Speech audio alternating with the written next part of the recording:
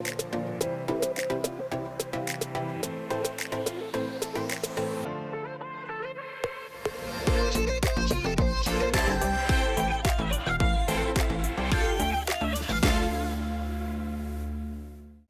we share a unique story of change that has the potential to educate, encourage others, and understand the ecology of hate and love.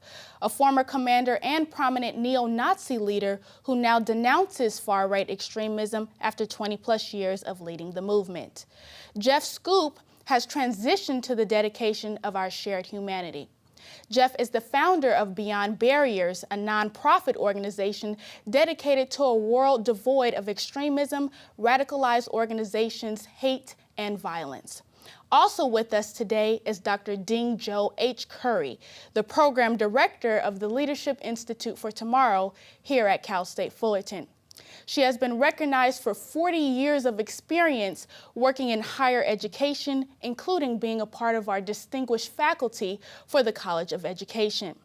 CSUF's LIFT program has given us the ability to join Schoep today and listen to his transformative story. Without further ado, welcome to the show. Thanks for joining us today. Yes, so we're going to just jump right into this. First question.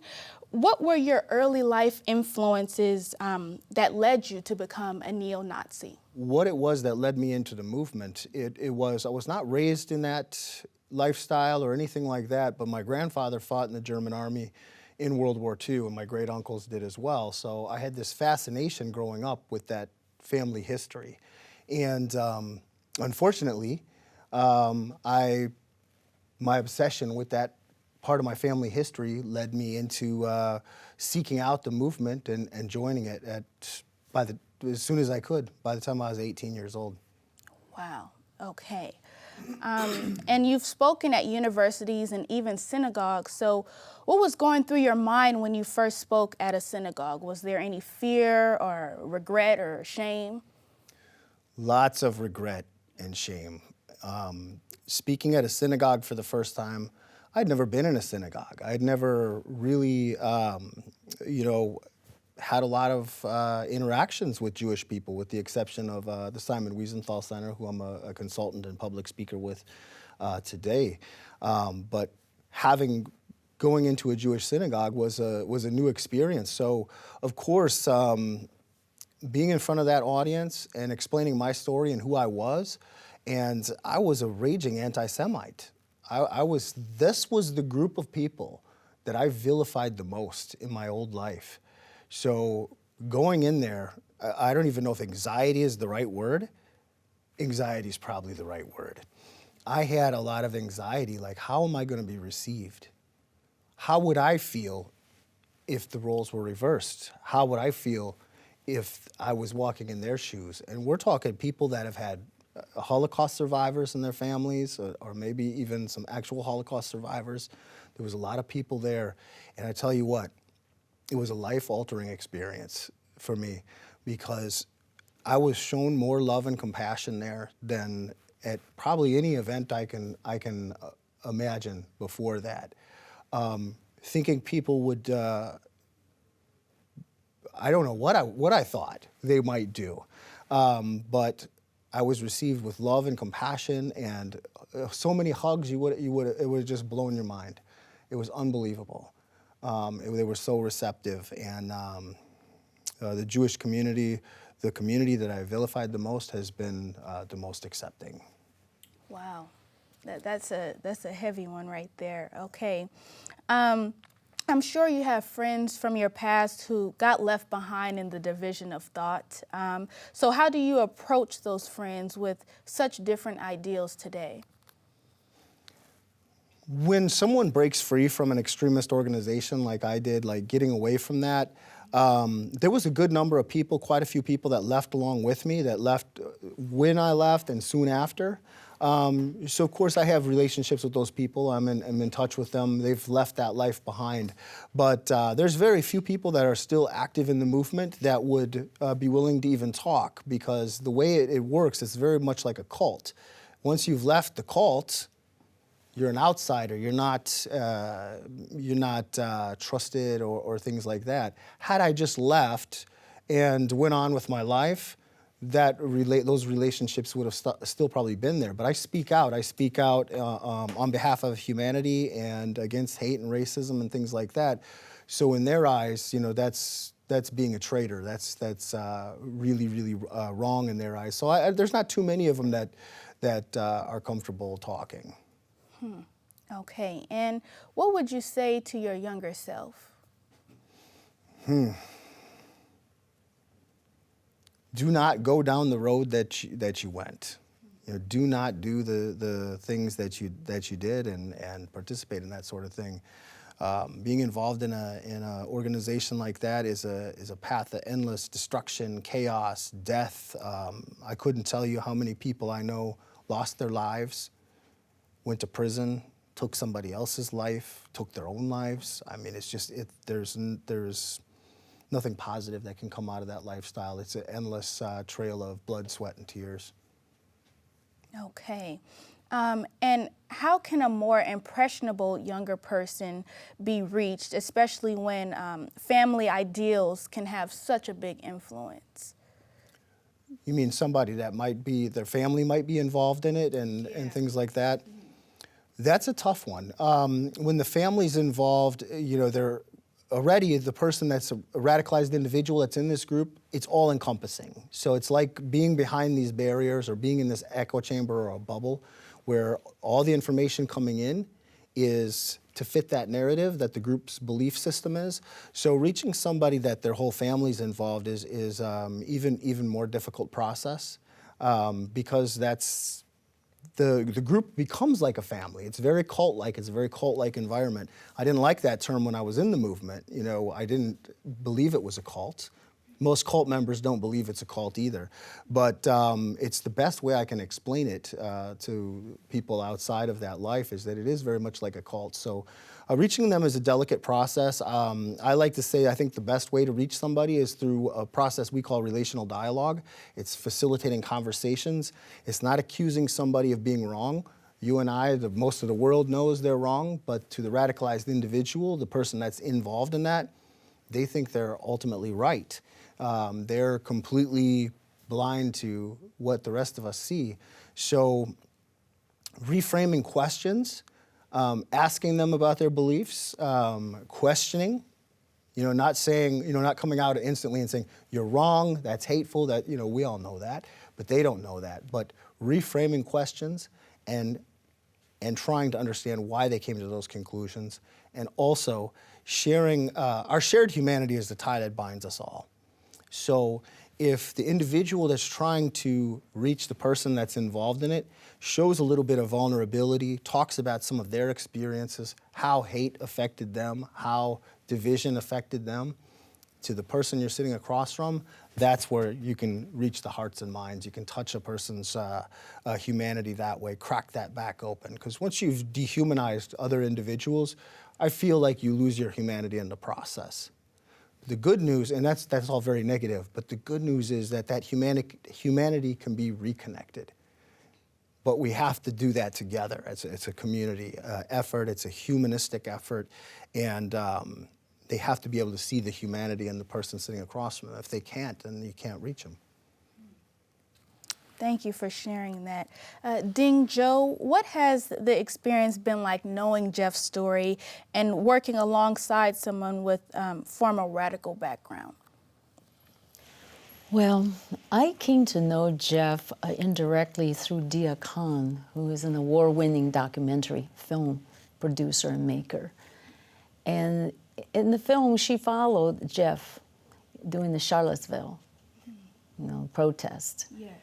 And her description and what I saw in the film, and later how Dia told me that what she saw was the humanity in Jeff.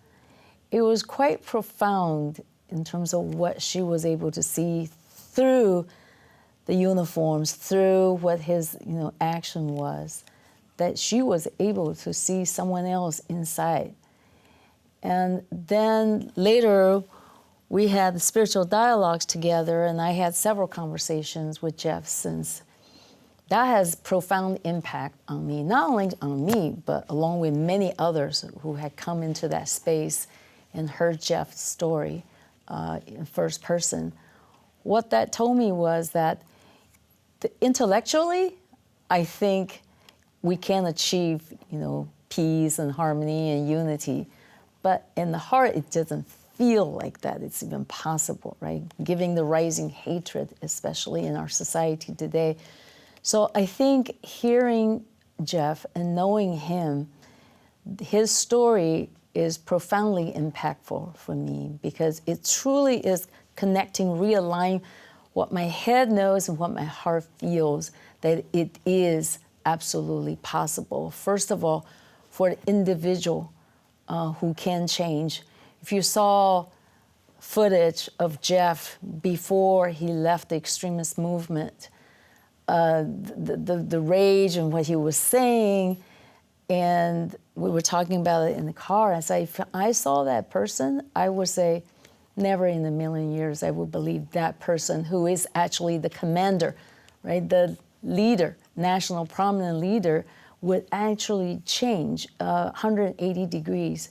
It really gave me that sense of renewed hope and that the vision of unity can be achieved and hate can be transformed. And that's what Jeff's story has given me and given many others who have come into contact and heard him.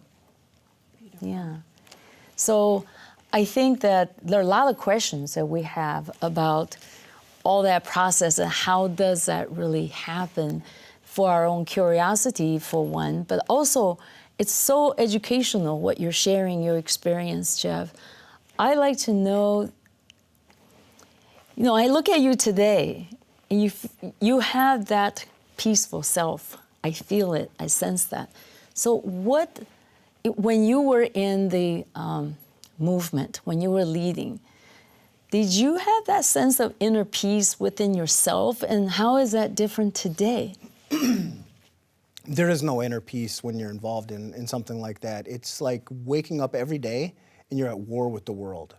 Literally, you're at war with all the minorities, most of the other white people, other organizations, competing organizations, and sometimes even people in your own group that don't get along or that are bickering or things like that.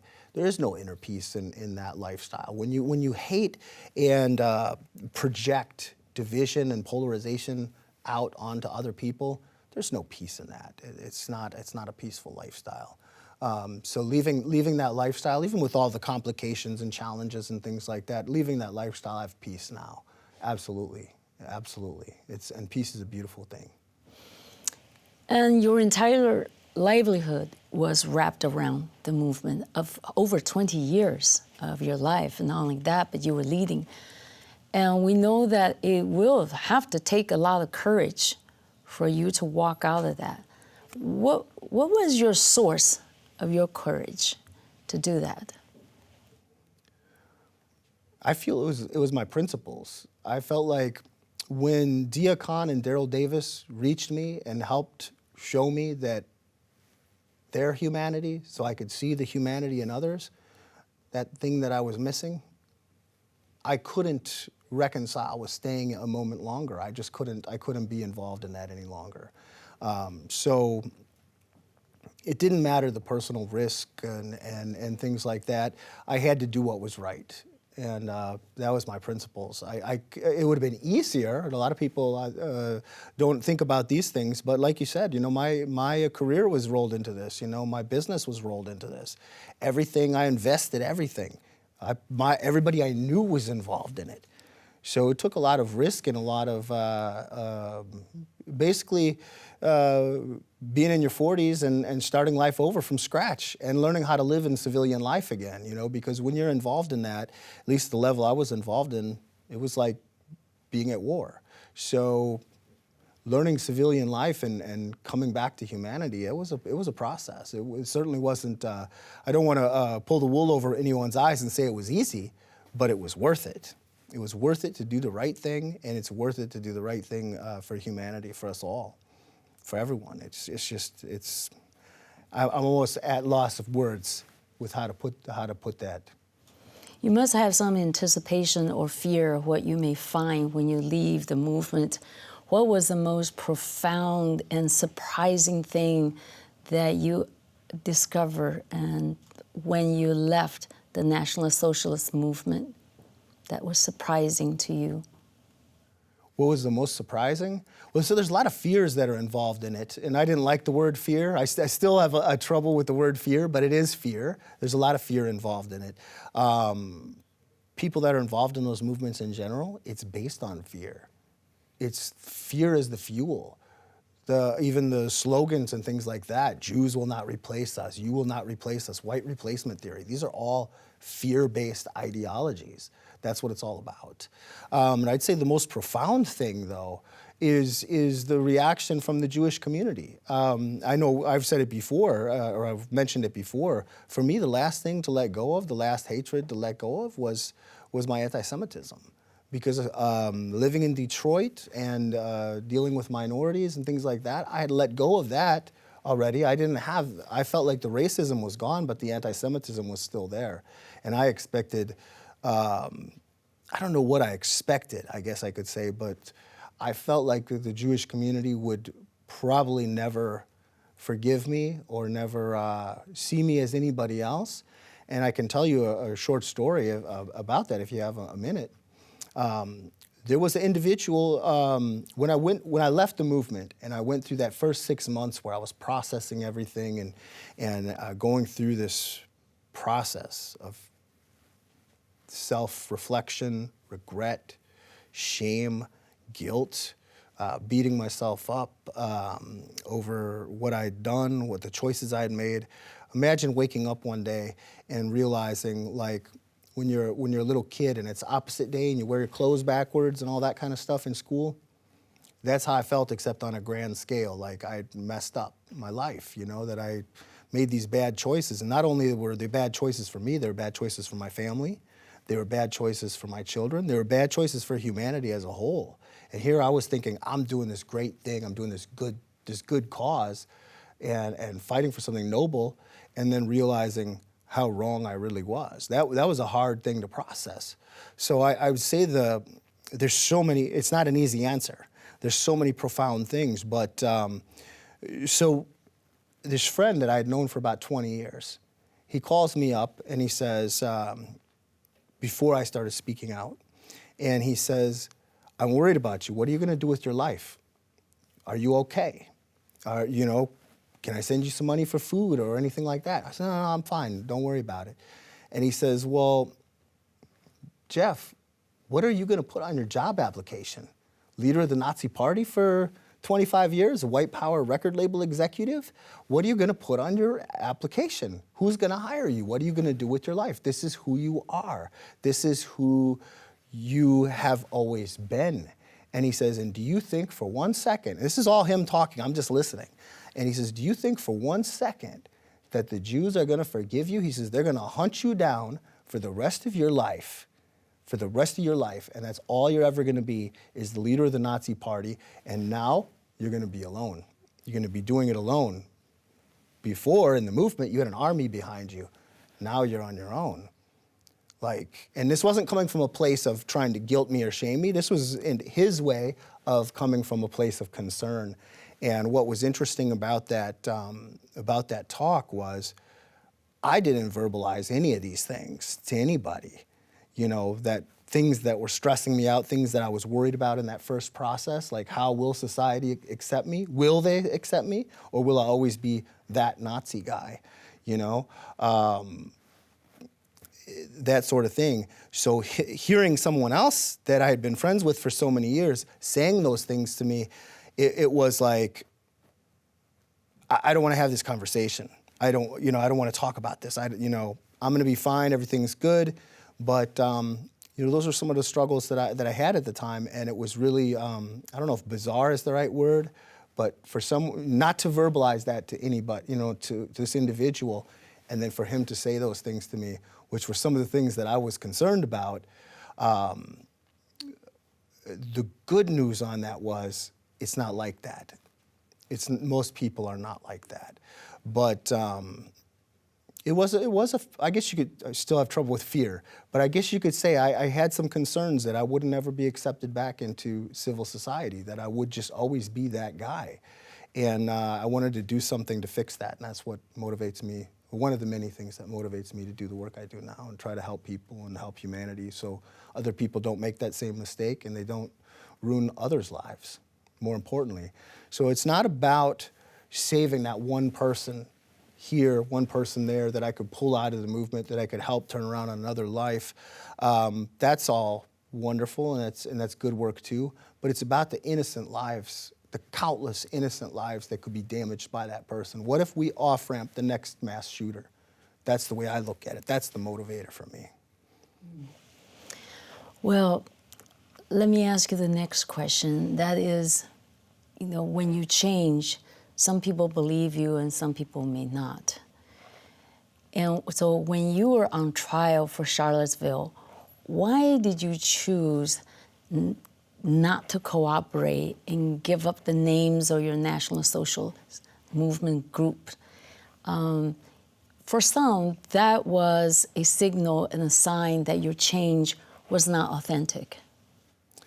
I can't convince everybody of, I feel like no matter what I do, there's always going to be those people that criticize, that don't believe me, and I can't make anyone believe me.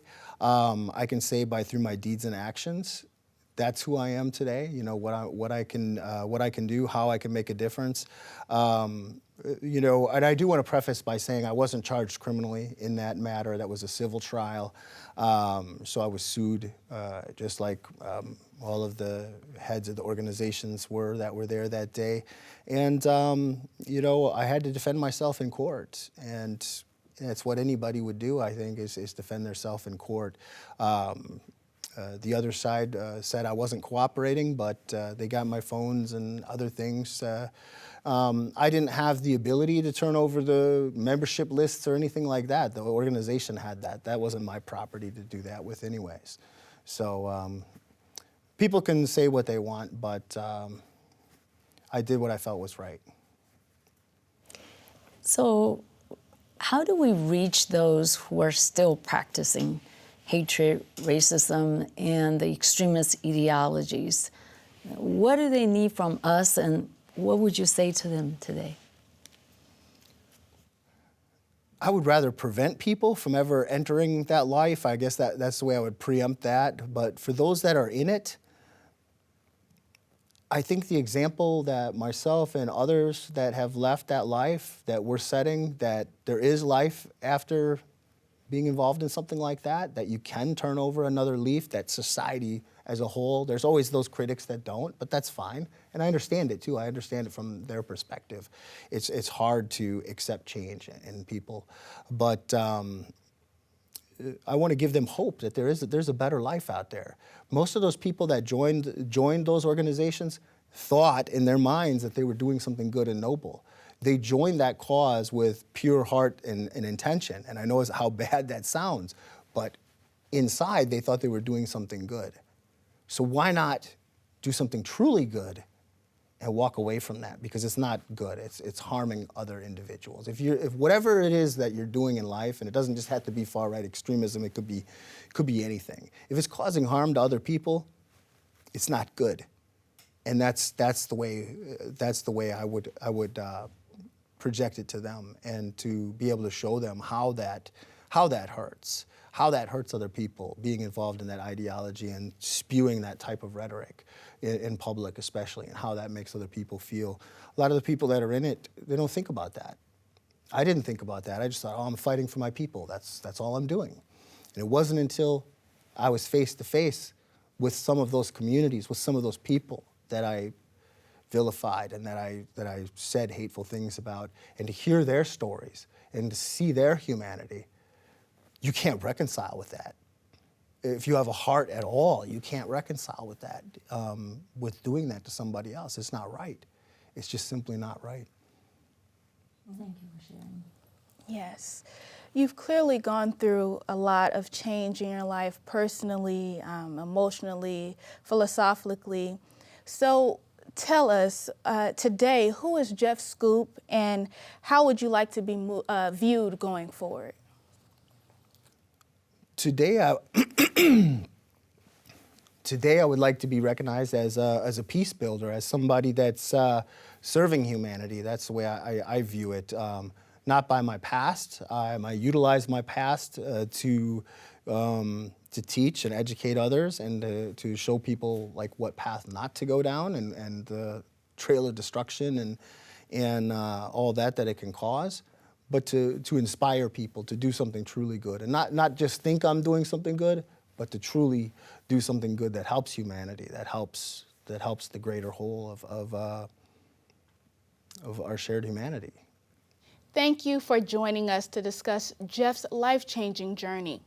We want to thank Dr. Currie and Jeff Schoep for sharing his life story, which cannot be easy to do and takes courage.